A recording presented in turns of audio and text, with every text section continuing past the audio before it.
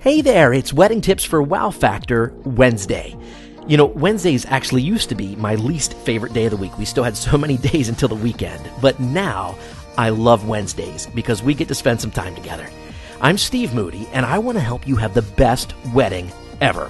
I've been in the wedding industry since 1989 and have personally helped over 2,500 couples create amazing, one-of-a-kind weddings.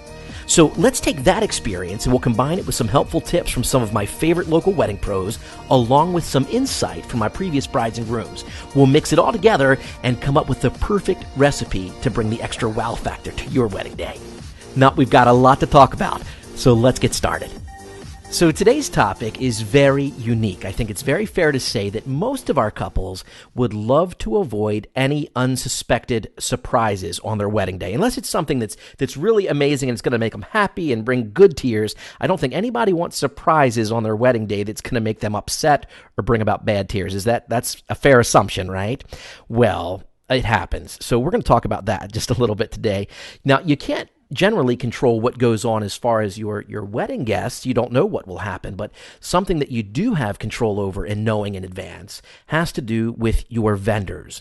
And so many times over the years, we have seen things happen at people's weddings, and my mind is just blown. And I'm like, wow, I can't believe that this is happening at somebody's wedding and that they didn't know about this in advance. Well, what kind of things am I talking about? Well, it might be a great idea to ask your vendors what to expect on the wedding day. Yes, obviously, your photographer is going to show up, hopefully, and take the pictures that you have asked them to take and do a great job and be nice to everybody. But go beyond that. Well, in addition to doing that, what are you going to wear to my wedding? That's a great question to ask. Now, things are a little bit more casual at some places, and some of the photographers have been known to come out in dress pants and like a black polo shirt or something like that. However, unfortunately, we have seen some very formal weddings where brides have spent so much money. We're talking upwards $50,000, $60,000 on a wedding, and to have a photographer show up in flip-flops and shorts just doesn't, fulfill their end of the obligation, and brides and grooms are shocked at what they have seen. And it's just something little. It's just one person there that's not dressed appropriately. However, that person is standing next to them all night long in their shorts and their flip-flops. Or even taking it a step further, if they've hired a videographer, now every video that you have of the bride and groom here for the rest of their lives in their memory is that photographer in their shorts and their flip-flops, all right? Something so small has brought such huge frustration to couples, and it's something that could have been handled so easily had they just asked in advance. Hey, what's it like to work with you at my wedding? Tell me about what you do. What do you wear? What kind of equipment do you use? Ooh, that's another great one. What type of equipment do you use? There are certain, photographers and videographers and DJs that are only using the best of the newest top of the line equipment, and then others, well, not so much. We did a wedding a while back. I want to say that it was last season, and the videographer came in to start getting set up, and he brought all these ladders with him and all these tripods, and I'm thinking, what's going on? Well, he had brought all these additional lights with him so that he could have good quality lighting for their video, right? Now, this isn't like lighting that you would think of. This is like, I want you to think if you were working in your garage on a car, those big yellow work lights that are like those big floodlights. He brought 4 of those and put them up in all 4 corners of the ballroom. So think about that now. This couple has spent all this money on their wedding to look a certain way, and oh my gosh, you've got these rusted out old yellow things in the corner. When he finally flips them on, it's like we are living on the sun. It is so bright. I can remember they came out to do their first dance, and the lighting in the room was just so elegant and so beautiful. And as soon as they started their first dance, he flipped those lights on, and everybody was just blinded. And it was like that all night long. But the guy was using equipment that wasn't made for what he was using it for. He was using substandard equipment. So in order to make up for that, he wound up using these lights that were just really, really obtrusive. So what's it like to work with you? What are you going to bring to my wedding day? Tell me a little bit about it. Oh, speaking of being obtrusive, Well, how obtrusive are you going to be on my wedding day? We've also seen, during somebody's first dance, the photographer come up and tap them on the shoulder and ask them to kiss, or the videographer come up and tap them on the shoulder and tell them to look at him. This is during their first dance of the night where they're supposed to be, paying attention to each other and being in the moment. So how obtrusive is one particular vendor going to be on your wedding day? That's a great question. Are you going to interfere with things, or are you just going to let us have our day and you document it for us?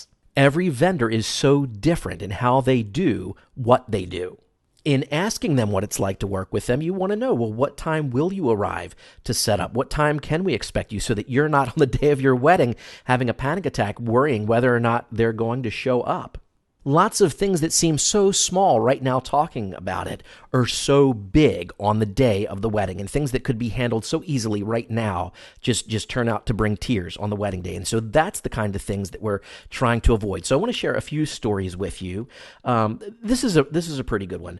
I went to DJ a wedding on a Saturday night. This was, I want to say last spring. And when I got to the venue manager came over and she said, "Oh my gosh, I'm so happy that you're here tonight. We're going to have such a great time." And I said, "Oh, I know. I love being here." And she said, "No." She said, last night was pretty bad." And I said, "Oh, well, what happened last night?" She said, the bride and groom, we had told them about your service, and that, when you're having your wedding, you need to have somebody that not only is a good DJ, but also can MC the event and help move everybody along. Well, they didn't take that into consideration, and the DJ that they had hired for that wedding showed up, and he didn't even have a microphone with him. And so when they went to announce the wedding party, and when they went to do the toasts and all that sort of thing, he had no microphone. He said, I don't talk. I'm a DJ. I just play music." So there was a lot of shock involved on the day of because of that. So here, the wedding coordinator, they had an in-house microphone that came out through the PA system in the ceiling. The coordinator is actually the one that wound up doing the introductions of the wedding party, and she had never done that before, and then was also forced to lead everybody through all the toasts that were taking place and the blessing before the meal, because that DJ was not comfortable talking on the microphone. And again, something that if it would have been asked in advance, man, it would have cleared up a lot of problems. As far as your wedding officiant, what a great idea to know, not necessarily word for word how your ceremony is going to proceed during the ceremony portion of your day, but to have a really good idea of the outline of it. We've had so many brides that were shocked at some of the things that were said during the ceremony portion of their wedding day, because they didn't know the officiant was going to go a certain direction as they were talking about things. So might be a great idea to ask for a mock script of what to expect on your wedding day. We've had some couples think they're going to get up for a 15 or 20 minute long ceremony, and we're still standing there an hour later because the person that they've asked to be their wedding officiant, in addition to doing the ceremony portion, has decided to give a full-on sermon during the ceremony. Do any of your vendors require a break during the course of the night? I mean, most folks do not. However, we've done several weddings over the years where I can never find a specific vendor. Like we'll go to do, the bride's dance with her dad, and I can't find the photographer because this is the photographer's smoke break or the videographer's smoke break. And it's not many folks that do that, but there are some that do. And they're like, "Oh, it's in my contract. I get so many breaks an hour." I've never heard of such a thing. But anyhow, it's in some people's contracts. So again, know what you're getting. Now, I've shared some stories with you of photographers and videographers and DJs, but the same thing can also be said about the wedding venue. You need to know what it's like to work with these folks at the wedding venue.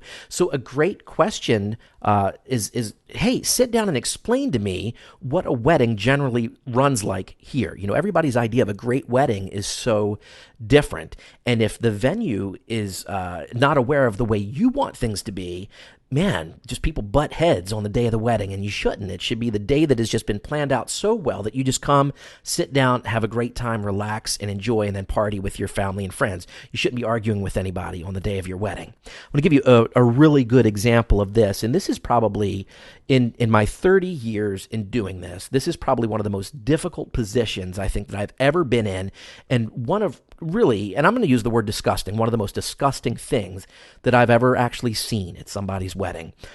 It was a wonderful couple that we had worked with, and we'd been planning with them for about a year and a half about their wedding, and everything was great all afternoon long, except the couples are never told in advance, but when you arrive, at this one particular venue, they have this rule that's no exceptions. If your contract says you're done at 9 o'clock and we're done at 9 o'clock, 9 o'clock, the lights go up, the power turns off on the sound system no matter what, because we're not paying our staff to stay a minute over, because if we have to pay them to stay over, we pay them on a half-hour basis. So now if you've got 16 staff members working, you've got to pay 16 staff members for additional half hour if you go that minute over.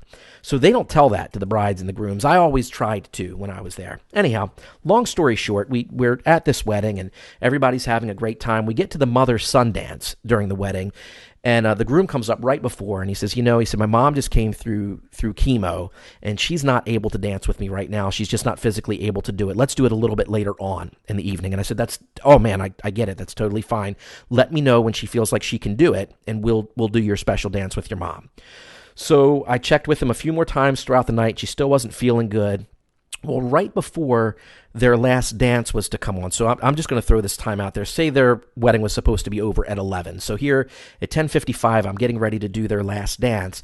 The groom comes up and says, before you play my song for my last dance of the night with the bride, my mom's going to try to do this dance with me. Can we do it?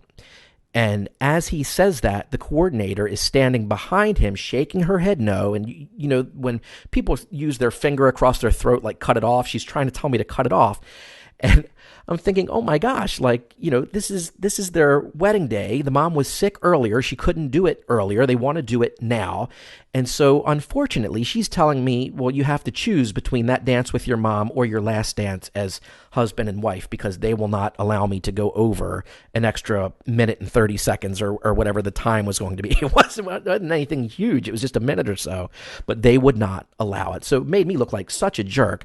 I made them very much aware that it was not me, that it was the venue manager, and you just don't need that kind of frustration on your wedding day. That was something that could not have been avoided. Mom was sick. She didn't feel good. She'd been coming through chemotherapy, for Pete's sake. And then to say, well, you can't do that dance because we can't give you an extra minute and 30 seconds after you have spent all of these thousands of dollars to have your wedding here with us at this venue, and you've actually stayed the entire weekend. You've stayed here on property with your family and friends. You've had your wedding here, but we can't give you an extra minute and 30 seconds. So needless to say, we no longer perform at that venue. When anybody calls, I never mention the name. I never tell people that we don't play there, but when people call for that specific venue, I just say, what's your wedding day?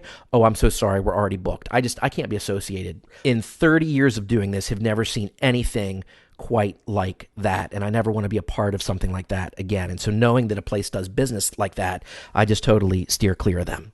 So on your end, as the bride or as the groom, as you start your planning, it's great to know from the venue what the expectations are so that you don't have these kind of things pop up on your wedding day and have frustration. In one of the podcasts that we did earlier, we talked about everybody being on the same page together and what a huge benefit that is, just to be able to know, okay, I understand what's expected of me, they understand what's expected of them, and that way there's no surprises. Well, the same thing can be said with your wedding venue. Again, my friends, just a few short stories to help you keep things in perspective and maybe get your wheels turning to think about some things that you might not have thought about up until this point. I want you to have the best day ever. Well, thank you so much for spending some time with me. It's always great to have you here. Remember, if you'd like to help out by supporting this podcast, well, leave a few kind words for us on iTunes, Google Play, or any other podcast network, wherever you listen. Also, be sure to subscribe so that you never miss an episode. Each week always brings new ideas, tips, and tricks to help bring the wow factor to your wedding. Again, I'm Steve Moody, owner of Steve Moody's Entertainment Connection, located on Maryland's Eastern Shore. We're the area's most reviewed, most referred, and most awarded wedding DJ service. You can find us on Wedding Wire and The Knot, as well as our website at stevemoody.com. On Facebook, Steve Moody's Entertainment Connection, and on Instagram, Steve Moody's Wedding DJs. Most importantly, if you have enjoyed our time together, please let your friends know about it. Comment, like, review, and most importantly, share on your favorite social media outlets. Thanks again for hanging out.